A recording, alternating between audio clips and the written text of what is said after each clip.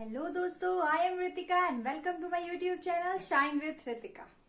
दोस्तों, आज मैं आपके लिए बहुत ही इंटरेस्टिंग टॉपिक लेके आई हूँ। जैसा कि आप सभी जानते हैं कि हम जब शाम को घर से बाहर निकलते हैं तो हमें बाजार में बहुत सारी चीजें दिखाई देती है। क्रिस्पी, नमकीन, क्रंची, तीखी, कुछ खट्टी, कुछ मीठी। और आज हम पढ़ने वाले हैं उन्हीं खट्टी मीठी चीजों के बारे में। लेकिन टॉपिक को शुरू करने से पहले please like, share and subscribe my channel and please please please press the bell icon so that never miss an update. आप बेल आइकन को प्रेस कीजिए ताकि मेरे आने वाले सभी नोटिफिकेशन आपको प्रॉपर वे में मिलते रहे।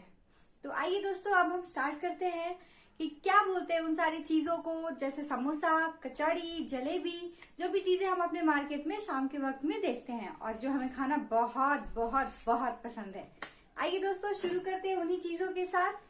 हमारा पहला शब्द, जैसा कि आप देख सकते हैं, जलेबी। दोस्तों, जलेबी हम सभी को बहुत पसंद है, बहुत ही मीठी, लाजवाब। जलेबी को दोस्तों हम इंग्लिश में फनल केक कहते हैं।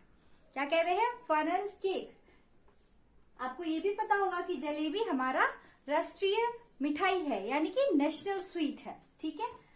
अगला क्या है दोस्तों? पानी पूरी, जिसके ठेले के बाहर लड़कियों की लंबी कतारें होती है जो ठेले को घेरे रहती है। पानी पूरी को दोस्तों इंग्लिश में हम वाटर बॉल्स कहते हैं। वाटर बॉल्स क्यों कहते हैं?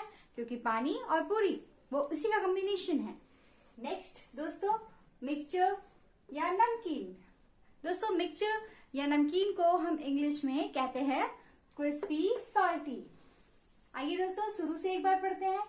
जलेबी को हम कहते हैं फनल केक। दूसरा, पानी पूरी को हम कहते हैं वाटर बॉल्स। मिक्सचर या नमकीन को हम कहते हैं क्रिस्पी सॉल्टी। दोस्तों, अगली आइटम है कचौरी।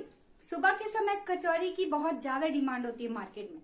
तो कचौरी को इंग्लिश में दोस्तों हम कहते हैं पाई। क्या कहते हैं? पाई। आइए दोस्तों, अगला क्या है? पकौड़े। बहुत ही अच्छा मौसम, चारों तरफ सुहाना मौसम है। बारिश में हमें क्या क्या खाने का मन करता है? पकौड़े के साथ चाय। तो दोस्तों, आइए हम जानते हैं कि पकौड़े को हम इंग्लिश में क्या कहते हैं। दोस्तों, पकौड़े को हम इंग्लिश में फ्रीटर्स कहते हैं। क्या कहते हैं? फ्रीटर्स। एंड फ्रीटर्स एंड टी का कॉम्बो लाजवाब होता है। नेक्स्ट वन दोस्तों, हमारा next one item samosa. Samosa दोस्तों, इसे भी शाम और समोसे के साथ चाट का कॉम्बिनेशन तो हा। नेक्स्ट वन, समोसा को दोस्तों हम ट्रायंगुलर पाई और रिसॉल दोनों ही कहते हैं। जो भी आपके लिए इजी होगा आप यूज कर सकते हो। वैसे ट्रायंगुलर पाई ज्यादा आसान है क्योंकि ट्रायंगुलर शेप में हम समोसे को देख सकते हैं। So here is your samosa, जिसे हम इंग्लिश में रिसॉल कहते हैं या फिर ट्रायंगुलर पाई कहते हैं। आगे दोस्तों शुरू से देखते हैं। जलेबी, फनल केक, पानी पूरी, वाटर बॉल्स, मिक्सचर या नमकीन, क्रिस्पी सॉल्टी, कचौरी, पाई, पकौड़े, फ्रिटर्स, समोसा, रिसॉल या ट्रायंगुलर पाई। हमारा अगला आइटम है दोस्तों रायता। रायता दोस्तों हम मील के साथ, दोपहर के भोजन के साथ इस्तेमाल करते हैं। आफ्टरनून लंच में रायता मिल जाए तो हमें खाने का मजा ही आ जाता है। तो दोस्तों, रायते को हम इंग्लिश में मिक्स्ड कर्ड कहते हैं। क्यों कहते हैं मिक्स कर्ड? क्योंकि कर्ड का मतलब होता है दही और रायता बनता है दही से, दही में वेजिटेबल्स मिक्स करके। अगला आइटम है दोस्तों मट्ठा। मट्ठा को कई जगह पर बटर मिल्क कहते हैं और कई जगह पर हम उसे वे भी कहते हैं। सो butter milk and way is the name for मट्ठा। ओके। आइए दोस्तों, ये तो हो गई हमारी थोड़ी क्रिस्पी नमकीन चटपटी बातें। अब हम आगे सीखते हैं टू बी वर्ब का इस्तेमाल हम सेंटेंस में कैसे करें। हमने कल उसके बारे में ऑलरेडी पिछले वीडियोस में पढ़ा था, लेकिन आगे हम कुछ सेंटेंसेस में फिर से उसे प्रैक्टिस करेंगे और इसके बाद ही हम अपने अगले चैप्टर में बढ़ेंगे। आइए दोस्तों, जैसा कि आप देख सकते हैं कि इस टू बी वर्ब में पहला सेंटेंस है वो WHO यानी कि हु से शुरू होता है। दोस्तों, मैंने आपको अपने पिछले वीडियो में WH फैमिली के बारे में बताया था।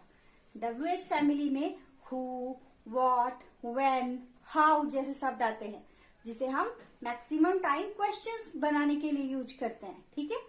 और कई बार कॉम्प्लीमेंट के लिए करते हैं, जैसे what a beautiful girl. Okay. So दोस्तों, who are you is your first sentence. सबसे पहले दोस्तों हमें ये पहचानना है कि ये टू बी वर्ब का जो ये सेंटेंस है वो पॉजिटिव है, सकारात्मक है, या नेगेटिव है, नकारात्मक है, या प्रश्नवाचक नकारात्मक है। सबसे पहले दोस्तों यहाँ एक चीज है जिससे आप इसे डिटेक्ट कर पाओगे कि ये किस टाइप का सेंटेंस है, और वो है आपका क्वेश्चन मार्क, यानी कि प्रश्नवाचक चिन्ह। क्वेश्चन मार्क अगर आपको दिख गया तो उसका मतलब होता है कि आपका सेंटेंस या तो इंटरोगेटिव होगा या इंटरोगेटिव नेगेटिव होगा। प्रश्न में भी आपका क्वेश्चन या तो पॉजिटिव टाइप का हो सकता है या तो नेगेटिव टाइप का हो सकता है। तो दोस्तों आइए यहाँ पर देखते हैं, क्या इस सेंटेंस में कहीं पर नॉट का इस्तेमाल हुआ है? हु आर यू, नहीं, कहीं भी नहीं हुआ। इसका मतलब ये प्रश्नवाचक तो है लेकिन साथ में सकारात्मक है, पॉजिटिव है, इंटरोगेटिव पॉजिटिव सेंटेंस है। ठीक है, तो दोस्तों मैंने आपको बताया था कि जब टू बी वर्ब का इस्तेमाल करते हैं और हम क्वेश्चन में सेंटेंस बनाते हैं तो हम क्या करते हैं, टू बी वर्ब को पहले और सब्जेक्ट जो कि हमेशा पहले होता है उसे हम बाद में लगा देते हैं।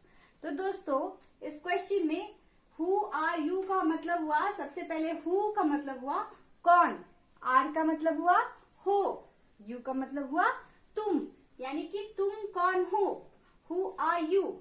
इसमें हम सबसे पहले लेके आए WHO, क्यों? क्योंकि ये WH फैमिली से है। दूसरा, उसके बाद हम लेके आए टू बी वर्ब, और सबसे अंत में आया आपका सब्जेक्ट। ऐसा सिर्फ प्रश्न वाले क्वेश्चन में ही हो सकता है कि आपका टू बी वर्ब पहले आए। आइए दोस्तों, इसका हम आंसर कैसे देंगे, हु आर यू। अब क्वेश्चन का आंसर कभी भी क्वेश्चन तो नहीं होगा, है ना। क्वेश्चन का आंसर हमेशा पॉजिटिव सेंटेंस में हो सकता है या फिर नेगेटिव सेंटेंस में हो सकता है। तो अब आपके पास सिर्फ दो सेंटेंस है, पॉजिटिव या नेगेटिव। आइए देखते हैं, या क्या यहाँ पर कोई नेगेटिव वर्ड का इस्तेमाल हुआ है, जैसे कि नॉट, नो, एक्सेट्रा।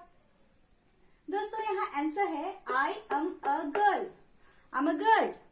दोस्तों इसमें कहीं पर भी नो या नॉट शब्द का इस्तेमाल नहीं हुआ है, और इसीलिए ये सेंटेंस पॉजिटिव सेंटेंस है। ठीक है, तो दोस्तों पॉजिटिव सेंटेंस का स्ट्रक्चर हमने पढ़ा है पहले ही, subject plus to be verb होता है, टू बी वर्ब होता है।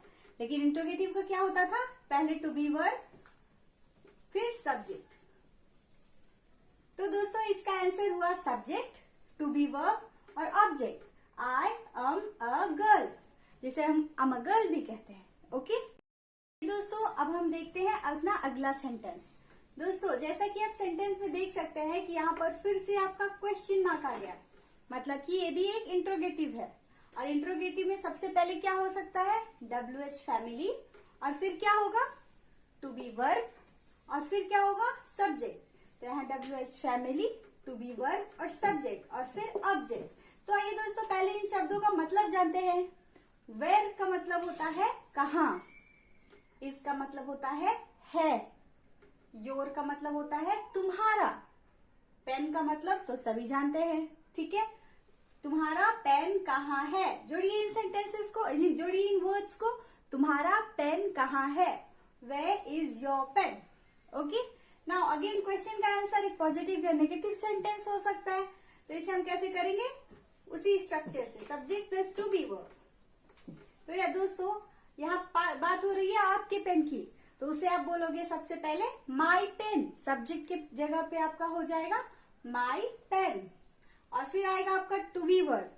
दोस्तों जैसा कि मैंने आपको इस पिछले वीडियो में बताया था कि इट का इस्तेमाल हम अपने ह्यूमंस के अलावा किसी भी चीज के लिए करते हैं, जैसे कि हो गया ये पेन, कॉपी, चेयर, कोई भी जानवर या पक्षी, किसी भी चीज के लिए हम इट का इस्तेमाल करते हैं। और इट के साथ एम लगेगा, it am, no, it are, no, it is.